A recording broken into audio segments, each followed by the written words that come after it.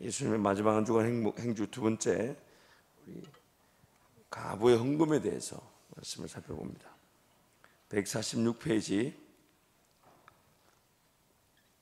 36일차 누가복음 20장 말씀과 누가복음 21장 말씀을 연이어서 함께 갑니다. 하나님 말씀 선포합니다.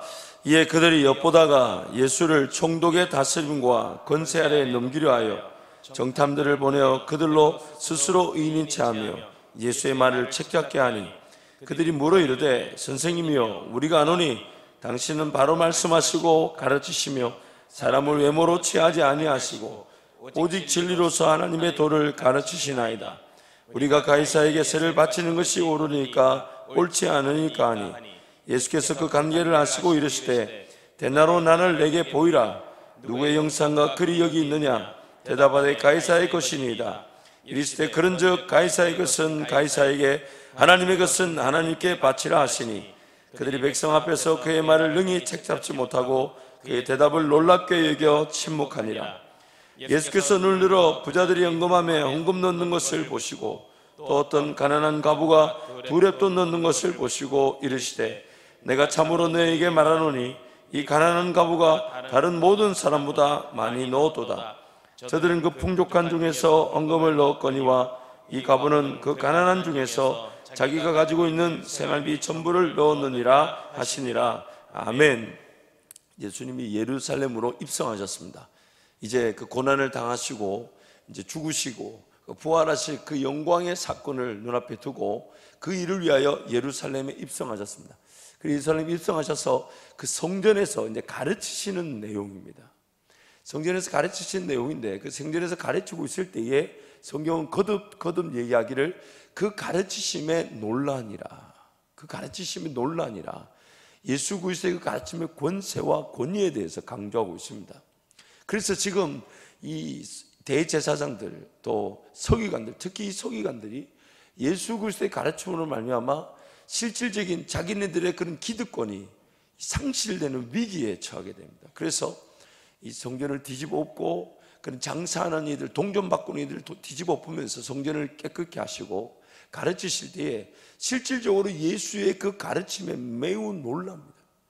그래서 그 가르침이 어떻게든 흠을 잡아야 되는데, 왜냐하면 이 유대인들의 사상 중에 이 가르침이라는 이 자체가 그들의 삶의 전부라고 해도 과언이 아닙니다. 그래서 랍비를 최고의 그런 지도자로 칭하죠. 그래서 그 말에 권세가 있으니 그들 생각에 그 말에 흠집을 내면 예수의 그 권위가 실추되겠다. 그래서 그 말의 권세에 실추를 가하기 위해 이제 사람을 보냅니다. 그 사람을 보내면서 이제 질문을 던지죠. 그러면서 당시 그들이 최고로 가지고 있는 딜레마, 갈등, 식민국가를 살면서 하나님 나라의 백성답게 살아야 한다는 그 부담감. 그래서 열심당원이라고 그러죠. 소위 말하는 이 예수 시대 때 그런 이 나라의 전복, 그런 이스라엘의 회복, 정치적 권세의 회복, 독립을 외치는 열심당원들, 이런 사람들은 가이사의 것은 바치면 안 된다. 로마에게 우리가 하나님 나라 백성인데 로마의 세를 바치면 안 된다. 그렇게 떠들고, 바리새인 같은 이런 아주 율법주의자들은 아니다. 우리가 지금 이 나라의 법도 존중해야 된다. 이 두 파가 대표적으로 이 갈등 구조를 일으키고 있었죠. 그걸 딱 이용해서 이제 질문합니다. 우리가 가이사에게 세를 바치는 게 옳습니까? 옳지 않습니까? 그 예수님이 그 모든 관계를 아시고 대답을 하시죠. 그러나 이 질문은 사실 오늘 우리도 그런 질문, 그 갈등 속에 있습니다. 하나님 나라 백성이지만 이 땅을 살아가고 있습니다. 그럼 과연 이 땅을 우리가 어떻게 대하고 어떻게 살아야 될까? 이 윌버 체프만이라는 이 19세기 복음 전도자가 아주 정확한 표현을 쓴 것 같아요. 화면에 한번 띄워주시면, 배가 가라앉는 이유는 배가 물속에 있기 때문이 아니라 물이 배 안에 있기 때문이다. 마찬가지로 그리스도인이 세상 안에 있는 것이 위험한 것이 아니라 세상이 그리스도인 안에 있는 것이 위험한 일이다. 세상이 초대교회는 그들의 전략을 축복해 달라고 강구하지 않았다. 교회는 사람들의 관심을 끌기 위한 전략들이 필요하지 않았다. 교회에 필요한 것은 성경의 진리를 가르치고 열정적으로 전파하고 정말로 그 진리대로 사는 것이다. 배가 험난한 풍파 가운데, 파도 가운데 있는 것이 위험한 게 아닙니다. 어쩌면 그 풍파와 파도는 당연한 것일 수 있습니다. 문제는 배 안에 물이 들어오는 게 문제죠. 우리가 그리스도의 복음을 전하기 위해 세상을 살아가는데, 문제는 세상이 얼마나 험난하고 어려운가가 아닙니다. 세상의 그 문화와 습관과 유행, 세상 사람들이 소중하게 여기는 것들이 지금 어디에 들어오는 게 문제입니까? 내 삶에 들어오는 게 문제죠.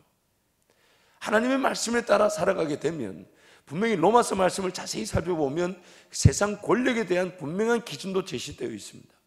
주인과 종의 관계나 상정과 그런 밑에 일하는 사람과의 관계나, 심지어 세상 권력과 교회, 우리 성도들과의 삶, 그런 모든 관계에 대해서 분명히 명시하고 있습니다.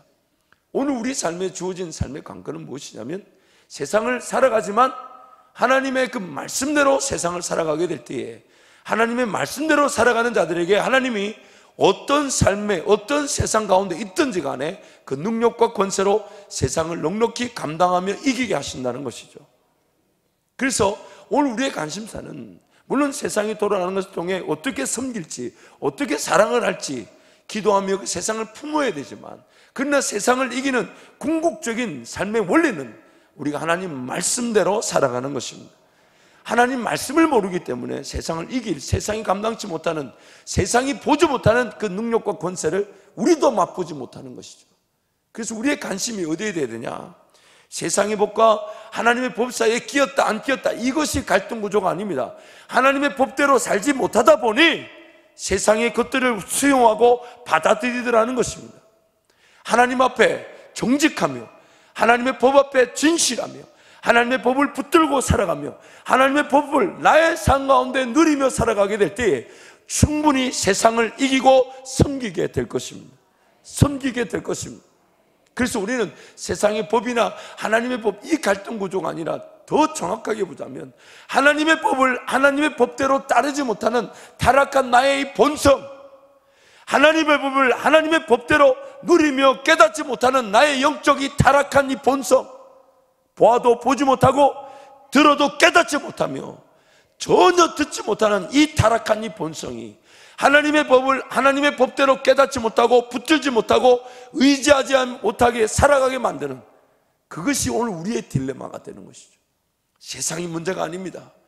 타락한 이 본성이 하나님의 법을 하나님의 법대로 깨닫고 붙들고 그 법으로만 살아가지 못하는 이 타락함을 하나님 앞에 철저하게 인정하면서 하나님의 법만을 붙들고 깨닫게 될 때에 우리는 하나님의 법에 따라 살아가며 세상을 섬기게 되는 것입니다. 세상을 섬기게 됩니다. 왜냐하면 세상 법도 하나님의 그 법 아래 하나님의 법 간섭하심과 주관하심과 섭리하심 안에 있기 때문입니다. 그래서 하나님의 법에 따라 우리는 자유하게 되면 세상 어느 영역에 있든지 간에 복음을 전하며 세상을 섬기며 주의 능력을 보게 되는 것입니다. 그래서 세상 법에 대한 하나님 나라의 백성으로서의 그 시각과 자세를 우리는 하나님 말씀을 통해 가지게 되는 것입니다. 세상이 문제가 아닙니다. 세상이 얼마나 험난한가가 문제가 아닙니다. 하나님의 사람들이 하나님의 법대로 살지 않는 것이 문제입니다.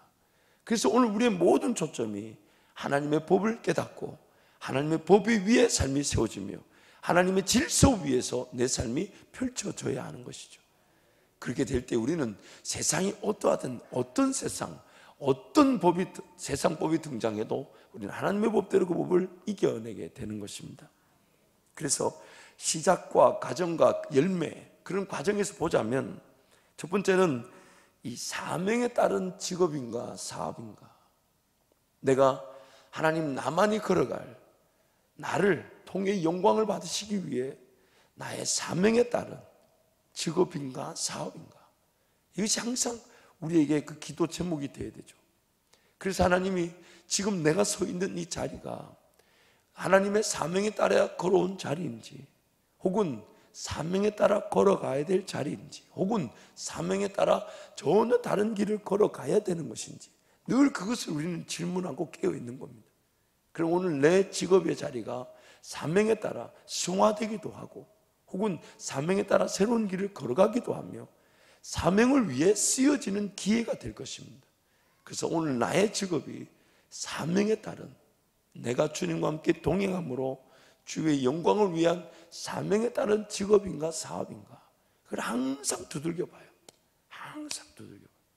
쉽게 직업의 자리 혹은 사업의 자리를 내려놓지 못한 이유가 하나님의 영광을 받으시기 위해 나와 함께 동행하는 기회로 여기고 계신데, 내 마음에 들지 않는다고 내가 원하는 사명이나 내가 원하는 일이 아니라고 내팽개쳐서는 안 된다는 거죠. 그러나 또 동시에 사명과 관계없는 자리에서 그저 재화를 획득하기 위한 수단으로만 직업과 사업이 되어서는 안 된다는 것이죠. 복음을 전하며 하나님 나라를 실현하고 나를 통해 내가 서 있는 이 자리가 하나님 나라를 실현하는 사명의 자리인가, 그것이 항상 궁금해요.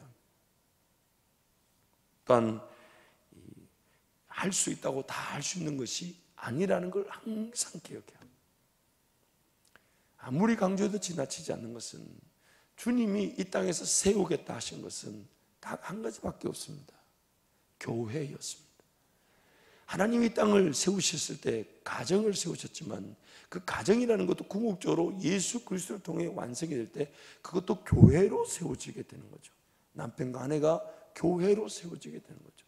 구원받는 각 사람이 성전, 즉 교회로 세워지고 그 사람들이 모여든 교회를 세우겠다는 것이 주님의 관심이었어요. 그래서 항상 여러분, 교회를 중심으로 나에게 주어진 사명, 그것이 직업과 사업으로 나타나게 될 때, 여러분 직업과 사업이 사명을 통해 하나님 나라가 실현이 되면서 교회를 통하여 여러분의 그런 사명이 고치되고 은혜를 누리며 영양분을 공급받고, 그래서 공급받은 여러분이 여러분 자리에서 하나님 나라를 실현하고 이룰 때에 그 영광의 면류관을 어디로 갖고 오게 됩니까?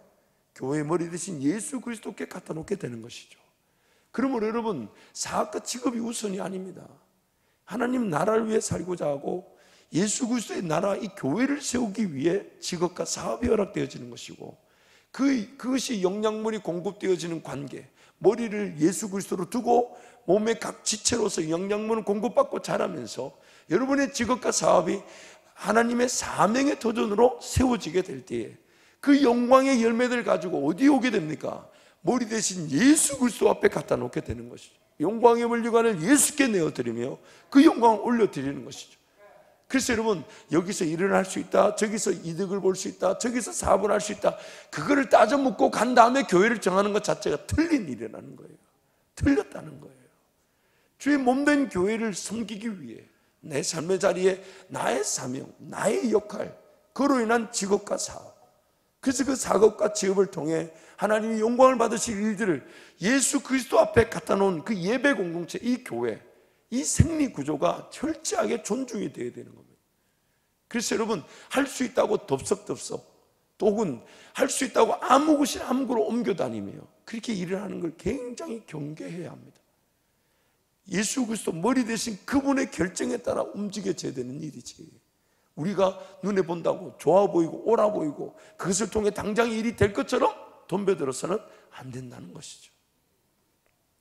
또한 그 모든 자리에서 하나님의 능력으로 내가 그것을 감당하고 있는가, 내가 지금 선 자리, 이 현재의 삶은 주님 나에게 허락하신 삶인데 그것이 그대로 이어져 가든 새로운 길을 가든 지금 있는 자리가 주님 나에게 허락하신 자리니 이 자리, 지금까지 내가 감당해 왔다 할지라도 오늘부터 감당할 능력은 나에게 없으니 하나님 능력을 구하는 기회가 되어야 합니다. 하나님의 능력을 구하는 기회가 되어야 합니다. 그로 인해서 열매를 보게 될 때에 그 열매가 무엇이냐, 세상은 결코 예측할 수 없었던, 그러나 그들에게 돌파구가 되고 희망이 되고 소망이 되는, 세상이 감당하지 못하는 일들이 저와 여러분의 삶의 현장에 직업의 자리든 사업의 자리든 가정의 자리든 나타나게 되는 것입니다. 나타나게 되는 것. 잊지 마십시오. 하나님 나라 법을 존중하며 그 법에 충실히 깨닫고 적용하고 열매를 보는 것으로 우리는 세상을 이겨내게 되는 것입니다. 세상을 파악하고 세상을 아는 것도 중요할 수 있지만 그 세상을 파악하고 아는 것 모든 것들이 어디서부터 시작되어야 되냐, 하나님 나라 법에 따라 살아가는 삶, 하나님의 법에 따라 세워지는 삶, 하나님 말씀 위에 열매를 보는 삶을 통해 우리는 세상을 넉넉히 이겨내게 되는 것이죠. 그래서 오늘 주님이 그 얘기를 하시는 겁니다. 가이사의 것은 가이사에게 주라. 그러나 하나님의 것은 어떻게 하라고요? 하나님께 두라. 그럼 자세히 보면 우리가 하나님 나라를 우선으로 여기고 살아간다면 세상의 것은 섬기면서 하나님 나라 것이 철저하게 지켜지게 되는 것이죠. 그 예수님의 그 말씀, 그것이 오늘 우리에게 너무너무 적합한 말씀. 그래서 결국 예수님은 그렇게 대답하시면서 하나님 나라 백성다운 그 자세를 잃지 않으면서 세상을 섬길 법에 대해서 아주 지혜롭게 얘기하세요. 그래서 오늘 26절 말씀 보면 그 백성들 앞에서 그들이 예수님의 말을 책잡으려고 했지만 오히려 그들이 책잡으려 했던 그 질문 때문에 예수님의 대답이 더 기이하고 놀라운 일을 나타내게 되죠. 예수님의 대답이 기이하고 놀랍다. 근데 예수님은 이것을 통해 그 누가복음 21장에 가보면 이렇게 얘기합니다. 12절부터 15절 말씀 가보면 같이 갑니다. 이 모든 일에 전에 내 이름으로 말미암아 너희에게 손을 대어 박해하며 회당과 옥에 넘겨주며 임금들과 집권자들 앞에 끌어가려니와 이 일이 도리어 너희에게 증거가 되리라. 그러므로 너희는 변명할 것을 미리 궁리하지 않도록 명심하라. 내가 너희의 모든 대적이 너희 대항하거나 변박할 수 없는 구변과 지혜를 너희에게 주리라. 너희 모든 대적이 너희 대항하거나 변박할 수 없는 지혜를, 구변과 지혜를 너희에게 주리라. 그래서 다른 말씀의 복음서에 가면 이렇게 너희가 무엇을 말할지 미리 염려하지 마라. 그래서 이 예수 그리스도께서 누리신 하나님과의 절대적인 동행을 통해 누리신 그 은혜가 오늘 우리에게도 그대로 임하게 되는데, 그 은혜가 무엇이냐면 어디서 어떻게 무엇을 말할지를 인간적인 지식이 아닌 성령 하나님 앞에 깨어있는 것으로 누리라는 것입니다. 그래서 어떤 공격이든지 그것이 세상의 어떤 말이든지 간에 그 말에 혹은 그 상황에 이 성령 하나님의 제의를 통해 우리는 구변과 지혜, 즉 예수께서 누리셨던 그 말의 권세와 권위를 맛보게 되는 것이죠. 무엇을 말할지 염려하지 마라. 그때 그 순간에 성령 하나님이 주시는 분명한 능력이 있다는 것입니다. 그래서 여러분, 신앙이라는 것은 하나님 나라를 세상 가운데 살아가는 긴장입니다. 신앙이라는 것은 하나님 나라를 세상 가운데서 살아가는 긴장입니다. 그것은 완전히 빛이 전혀 존재하지 않는 어두움에 빛으로 나타나는 역사고, 빛이 나타나면 어두움은 깨닫지 못하지만 어두움은 사라지는 것이죠. 빛이 나타나게 되면 어두움은 전혀 자기가 어떤 존재며 어떤 데인지를 몰라요. 그래서 여러분, 어두움의 정의가 뭔지 아십니까? 빛이 없는 것입니다. 내 삶에 문제가 있는 이유가 무엇입니까? 하나님의 능력이 없기 때문입니다. 내 삶의 어려움, 아픔 해결하지 못하는 이유가 뭡니까? 하나님이 나와 함께 하심을 내가 누리지 못하는 것입니다. 그래서 세상에서 살아가는 우리의 신앙은 하나님 나라를 세상에서 살아가는 그 긴장이라고 말할 수 있습니다. 정말 깨어있지 않으면 성령 하나님의 그 순간순간의 지혜와 말, 그런 아이디어와 계획과 행보를 놓쳐버리게 되면 우리는 그 하나님 나라를 세상에서 맛보지 못하게 되는 것이죠. 신앙이라는 것은 긴장입니다. 따릅니다. 신앙은 긴장이다. 그 긴장이 얼마나 느껴지는가에 따라서 나의 깨어있음이 정도가 달라지게 되죠. 깨어있음의 정도가 크면 클수록 기도의 간절함과 내용이 달라지게 되죠. 깨어있고 간절함이 뜨거우면 뜨거울수록 그 기도를 통하여 하나님의 기적 같은 일이 달라지게 되는 것입니다. 신앙은 긴장입니다. 얼마나 그 긴장을 느끼는가에 따라서 깨어있음이 달라지게 되고, 깨어있음이 다른 게 따라 간절함이 달라지게 되고, 간절함에 따라 간구하는 내용이 달라지게 되고, 간구하는 내용이 달라지게 될 때에 더 깊고 하나님만이 하실 수 있는 일이 기도되어지게 되는 것입니다. 기적이 상식이 되는 것이죠. 그래서 그 긴장을 느끼는 것, 그래서 여러분, 이 하나님 말씀이 총체적이잖아요. 우리를 하여금 그 긴장을 느끼도록 하기 위해서 우리가 살아가는 삶은 오직 한 가지 삶밖에 없다고 합니다. 오직 의인은 믿음으로만 살리라. 믿음의 세계를 걸어간다 할 때 그 믿음의 세계에서 가장 먼저 느끼게 되는 게 뭐냐면 긴장입니다. 긴장이 보입니까? 보이지 않습니까? 보이지 않아요. 보이지 않습니다. 두렵고 떨릴까요? 매우 떨립니다. 떨림이 떨릴수록, 근데 그것이 세상을 살아가는 먹고 마시고 있는 문제에서는 누리지 못합니다. 먹고 마시고 있는 문제를 해결하기 위해서 덤벼드는 신앙이라면 그 긴장이나 그 깨어있음이나 그 믿음의 세계에서 두렵고 떨림으로 우리 구원을 이룰 그 놀라운 은혜를 맛보지 못합니다. 맛보아질 수가 없죠. 감히.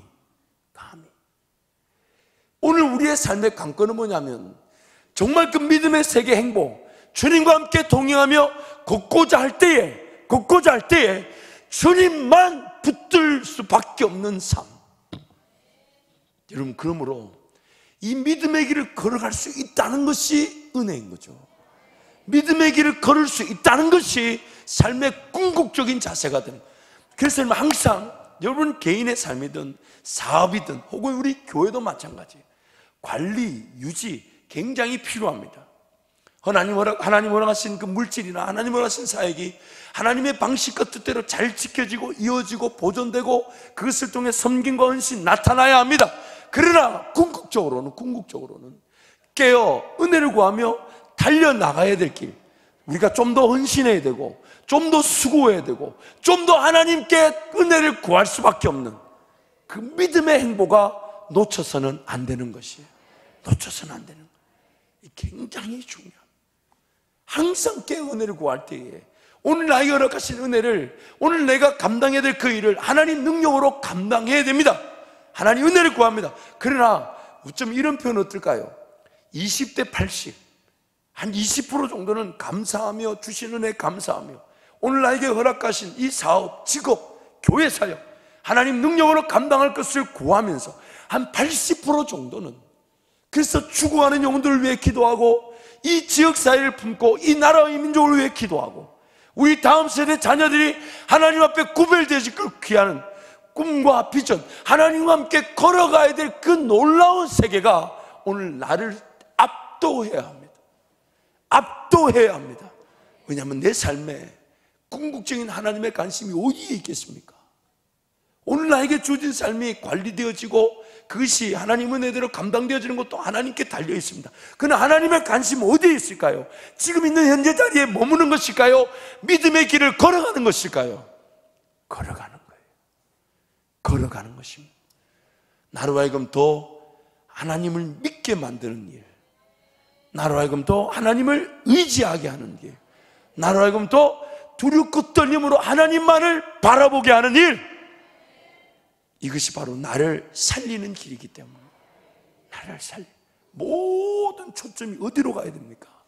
우리가 좀 더 수고하고 좀 더 헌신하고 나부터 깨어 기도하지 않으면 안 되며 또한 내가 깨어 기도하는 것으로 하는 또 누른 동력자들을 세워주시고 또한 그들을 세울 그런 기회들, 그런 사역들, 그런 직장의 일들, 그런 사업들. 그래서 여러분 직장의 자리든 사업의 자리든 늘 시간을 구분하고 물질을 구분해서 주변을 늘 돌아보면서 언제든 어떻게든 더 많이 섬길지, 더 많은 하나님 나라를 살아갈지, 내 것을 먼저 하나님께 구별할 것, 이런 것에 깨어 은혜를 구할 줄 알아야 돼요. 은혜를 구할 줄 알아야 돼요. 언제든 어느 때든 하나님이 기뻐하실 일, 하나님이 즐거워하실 일, 하나님이 행복해 하실 일, 그것이 내 작은 헌신이든 내 작은 수고든 그 가치는 중요하지 않아요. 오늘 본문 말씀에 가부의 그 두 랩돈 1,000원에서 2,000원밖에 안 돼요.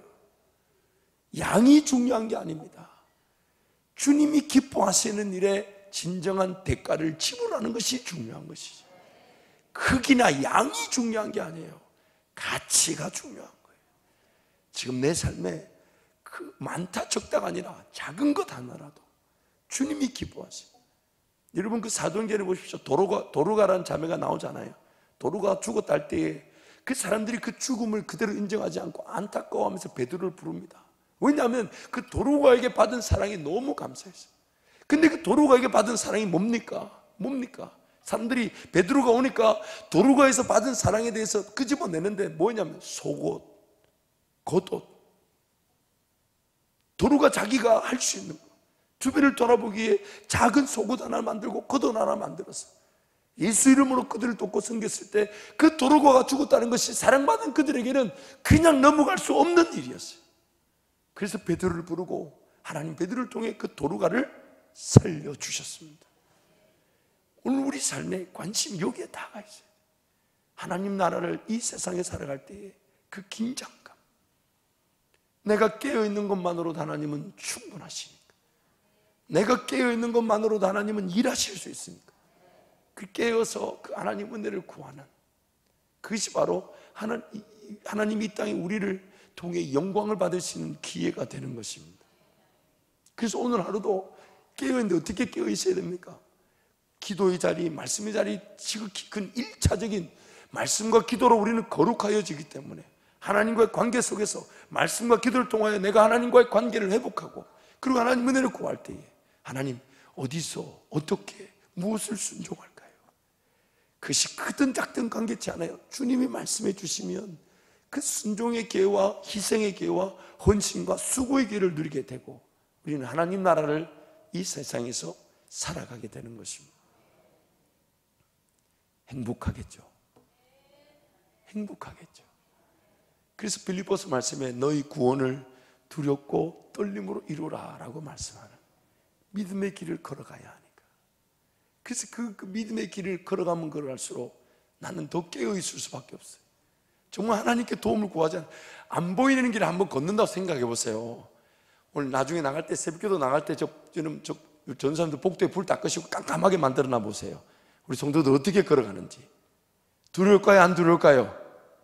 두렵죠. 옆에 벽 붙잡고 계단 하나 짚으면서 가지 않겠습니까? 그때 그럴 때마다 정말 인생길을 그렇게 걷는다고 생각해 보세요. 그것이 오히려 우리의 신앙을 확인시켜주는 계기가 되겠죠. 하나님을 더 확인하려고 하고, 하나님을 더 의지하려고 하고, 하나님을 더 바라보려고 하고. 그래서 그 작은, 그러나 그렇게 조금씩 안 보이지만 걸어가는 것이 점점점 자신감이 붙게 되는 거예요. 그래서 하나님을 더 의지하는 것이 내 삶에 그런 구체적으로 자세하게 역사하는 것으로 이제 문화가 되고 습관이 되고, 나중에는 어디까지 가냐면요, 중독이 됩니다. 성령 하나님께 완전히 사로잡혀서 전혀 예측할 수 없는 길도 성령 하나님이 말씀하셨다는 이유로 막 걸어가게 되고, 나중에는 너 이렇게 가면 이런 어려움과 아픔과 환난을 당하고 핍박을 당하는데 괜찮겠냐라는 그 말에도 사도 바울이 뭐라고 이야기합니까? 나의 달려갈 길, 곧 주 예수께 받은 사명, 하나님의 은혜의 복음을 전하려 하면은 나의 생명을 조금도 귀한 것으로 여기지 않겠다. 뻔히 예측되는 환난과 핍박이 있다고 막 예언이 일어나고 하나님이 그렇게 말씀해 주셔도 사도 바울은 간다는 거예요. 안 보이는 길을 걸어가는 수준이 아니라 예측되는 환난과 핍박이 있다 해도 하나님이 영광을 받으신다 하시니 그 길을 걸어간다는 거예요. 근데 그런 고백이 쉽게 나오는 게 아니에요. 믿음의 세계를 걸어가면서 도전하고, 하나님 의지해보고, 하나님 믿어보고, 하나님 확인하면서 그렇게 한 걸음 한 걸음 걸어가는 것이 나중에는 자신감이 붙게 되고, 무슨 자신감입니까? 하나님 한 분이면 충분하다는 그 자신감, 예수 한 분이면 충분하다는 그 자신감, 그걸 의지하면서 걸어가게 될 때 하나님과의 그 동행이 나중에는 우리로 알고 어떤 길이든 걸어가게 만들어줘요. 자기 생명 피 한 방울까지 이 땅에 남겨두지 않고 땅에 하나님 나라를 위해 쏟아붓고 하나님께로 돌아간 그런 제자들의 삶, 바로 우리가 지금 그 길을 걷고 있습니다. 하나님께서 우리와 함께 하시면서 이 일을 넉넉하게 이해하실 텐데, 예수님 말씀하십니다. 그때 그 순간에 무엇을 말할지 어떻게 대처할지 염려하지 마라. 깨어있어 하나님을 바라보라는 거예요. 깨어있어 하나님을 바라보라는 거예요. 그러시면서 이 20장에서 그 가르침의 내용이 끝나면서 21장의 딱 서두에 그 성전에서 지금 가르치고 계신데, 오늘 21장 1절에 뭐라 합니까? 예수께서 눈을 들어 부자들이 헌금하는 것을 보셨다. 지금 성전에서 그 20장, 누가복음 20장에서 그런 책 잡을 질문에 정말 놀라운 지혜의 말씀을 주시면서 그리고 성전에 가르치신 내용 중에 21장에서 이제 그 성전에 앉아서 가르치신 중에 21장에서 그 실질적인 예에 대해서 하나님 나라를 세상에서 살아가는 최소한의 예를 하나 소개하시는데, 그게 뭐냐면 자기 풍족한 중에 놓는 부자들의 연금이 아니라 자기 삶에 어렵지만, 그래서 자기도 어쩌면 살아갈 날이 두렵고 떨리는데 하나님의 것을 먼저 구별하는 삶. 가부의 두 랩돈. 내 삶이 단순히 불편하고 좀 힘들다는 수준을 넘어서서 하나님의 것을 먼저 기억하고 구별하는 삶. 하나님께서 오늘 내 삶에 무엇으로 책임져 주시냐면 일용할 양식으로 책임져 주시니까 그 일용할 양식을 믿고 하나님께 삶을 맡길 수 있는 고백. 예수님이 지금 그것을 20장에서 가르치셨던 내용의 실제적인 예인 것처럼 그 딱 설명해서 보여주시는 거예요. 저기 봐라, 저기 봐라. 그러면서 물론 누군가 이것이 안 좋다라고 말씀하지 않았어요. 좋다고 하신 게 있죠. 그게 뭐냐면 가부의 두 랩돈. 목사로서 가지는 최대 갈등이 무엇이냐면 이 헌금을 강조할 때예요. 근데 실제적으로 헌금을 강조하는 건 아니에요. 여러분이 하나님을 기억하여 감사할 수 있는 기회에 대해서 소개하는 것이고, 또한 여러분이 심을 수 있는, 왜냐하면 여러분 심을 수 있는 땅이 있고 기회가 있다는 것 자체가 은혜잖아요. 기회도 없고 땅도 없으면 어디 심어야 될지 모르니까, 그래서 교회는 자꾸만 성도들을 하여금 잘 심을 수 있는 기회, 그 땅을 만들어야 되죠. 그래서 그 기회를 통해 여러분이 심고, 여러분이 심은 것을 통해 하나님 나라를 세워지는데 그 열매를 여러분에게, 우리 교회에게 하나님 도로 주시니까. 그래서 목사는 그걸 생각하면, 목사뿐만 아니라 모든 사역자들이 마찬가지겠지만, 꼭 목사라니까 꼭 제가 죄 짓는 것 같은데, 아니 그게 아니고, 교회에서는 항상 여러분에게 뭘 고민하겠습니까? 하나님 나라를 심을 수 있는 기회들, 항상 그게 고민이에요. 목사 혼자 잘 심을까요? 괜찮습니까 여러분? 목사 혼자 몰래 심고 안 가르쳐주고, 이게 다, 이건 아무나 심어서는 안 돼 이러면서 저 혼자 돕고 저 혼자 선교하고 저 혼자 다 감춰두고 안 보여주는 거다. 그럴까요? 그래야 되겠네요. 그래서 여러분 항상 저도 강단에서 그런 걸 외칠 때마다 부담이지만, 그러나 궁극적으로 그것이 여러분 삶의 본질적인 자세를 회복하며 정말 그런 어렵지만 또 힘들지만 구별되어 있지 않지만 그런 기회들이 제시돼서 구별되면 저는 확신합니다. 여러분이 없어서 그 일을 못하는 사람은 아무도 없어요. 제가 확신하건대 한 끼, 두 끼, 세 끼 굶으면서 헌신하면 더 좋은 기회가 되기 때문에 아무리 기도해봐도 그 기회를 여러분한테 자랑하듯 외칠 수밖에 없는 게 이 강단이에요. 그래서 강단에서 여러분 어떤 헌신의 기회나 수고에 대해서 기회에서 얘기할 때 이런 어떤 자세가 나와야 되냐면, 주님 그럴 줄 알고 미리 준비해 두었습니다, 이게 돼야 돼요. 여러분이 하나님 나라를 살아간다면. 아니 그렇지 않습니까? 제가 지금 무슨 공갈 사기치는 겁니까 지금? 말이 너무 거칠어 죄송합니다만은 여러분 그렇잖아요. 여러분 삶의 목적이 무엇입니까? 우리는 심을 씨앗을 먹는 존재들이 아니잖아요. 심기 위해 사는 자들이잖아요. 그렇다면 어떻게든 기회를 보는 거죠. 미리 구별해 두는 거예요. 나타났을 때 아끼려면 이미 늦어요. 나타났을 때 아끼려면 또 굶어야 되는 일이 생겨나게 되죠. 그런데 먼저 어떻게 구별해 두는 거예요. 기회만 되면 구별해 두어서 이것이 어떻게든 하나님 나라가 쓰여질 수 있도록 기회를 구하고, 그것이 구별해 두었기 때문에 성경이 이렇게 말합니다. 네 본문 있는 곳에 마음이 있으니까. 하나님 나라를 쓰기 위해 구별해 두었더니 그 돈만 보면 기도하게 돼서 하나님 어디 있을까요? 하나님 얼마나 행복해 하실까? 차원이 다른 겁니다. 들어와서 다 쓰고 난 다음에 하나님께 드리는 수준도 아니에요. 지금 하나님이 기뻐하시는 건 뭐냐면 그 자체를 구별하여 떼놓을 줄 아는 거예요. 다 우선순위 다 떼놓고, 물론 11조, 성경금, 감사금 이런 건 이미 들어오면 떼지만은 또 하나님 나라를 위해 어떻게든 더 심기 위해 그게 딱 떼놓고 그거 쳐다볼 때마다 기도가 되는 거지. 하나님, 어디에 쓰면 좋습니까? 그래서 집에 가면 그런 저금통이 큰 게 하나 있어야 돼요. 항상 거기 넣어놓고 항상 오고 가면서 축복하고, 하나님 이것을 넘치게 해주시고, 이것이 하나님 은혜 가운데 잘 심겨지게 해주시고, 이것이 우리 자손들에게 믿음의 유산과 전통이 되게 해주십시오. 그렇게 하나님께 맡겨드리며 살아갈 때 그 삶이 그 물질과 은혜의 통로로 세워질 수밖에 없는 것입니다.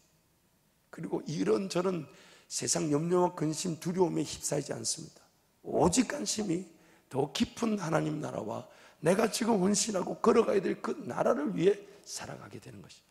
먼저 그 나라와 그를 위해 살아가면 나를 괴롭힐 수 있는 세상 것들은 아무것도 없습니다. 먼저 그 나라와 그를 위해 내 시간이든 물질이든 내 열정과 마음, 에너지 모든 걸 쏟아놓게 되면 내 삶의 문제는, 그래서 여러분, 하나님 나라를 따라가는데 세상 것 해결하고 따라간 적 없어요. 따라가면 해결되는 것이지. 따라가면 해결되는 것이지. 그것이 내가 해결되고 따라가는 내 삶은 단 한 번도 없습니다. 죽으면 죽겠다라고 따라가면 해결되는 것이지. 말씀을 정리하겠습니다. 우리 주님은 이 땅에서 하나님 나라의 그 긴장감을 가지고 살라라고 우리에게 말씀하십니다. 가이사의 것은 가이사에 주고 또 하나님의 것은 하나님의 것으로. 그래서 모든 물질이 하나님께로부터 와서 하나님께로 가는 것을 고백한다면 하나님의 것은 항상 하나님의 것으로 구별되어지며 내가 살아가는 세상은 세상대로 섬길 수 있는 것입니다. 그 섬김을 통해 우리는 이 땅에서 하나님 나라를 실현하며 살아가는 겁니다. 그리고 그 하나님 나라는 보이지 않는 세계를 걸어가게 됨으로써 나로 항상 그 긴장감, 깨어있음, 그로 인한 사모함과 간절함, 그리고 그 사모함과 간절함이 내가 지금 보는 그 하나님 나라를 넘어서는 그 믿음의 세계를 깨닫는 기회가 되게 하셔서 하나님의 영광을 보게 하실 것입니다. 날마다 깨어있어 은혜를 구하는 저와 여러분 되기를 축복합니다. 기도하겠습니다. 하나님 아버지, 귀한 사랑과 능력을 진심으로 감사합니다. 하나님 아버지, 우리에게 베푸신 놀라운 능력을 잊지 않게 하여 주옵소서. 하나님 나라를 이 땅에 소개하며 하나님 나라를 우리의 삶과 직장과 사업을 통하여 교회를 통하여 이 땅에 소개하며 세상의 피조물들이 고대하는 바 그 하나님의 아들들과 딸들이 나타나는 역사가 이루어질 것을 늘 기대하며 누리게 하여 주옵소서. 아무것도 보이지 않는 길을 걸어가므로 하나님만 의지하며 하나님만 바라보며 하나님만을 섬기는 우리 모든 성도, 믿음으로만 살아가는 성도 되게 하여 주셔서 깨어 기도하는 자들이 누렸던 사모함과 간절함이 더 놀라운 믿음의 세계를 꿈꾸며 누리는 놀라운 능력의 기회로 삶이 풍성해지게 하여 주옵소서. 예수님 이름으로 축복하고 기도합니다. 아멘.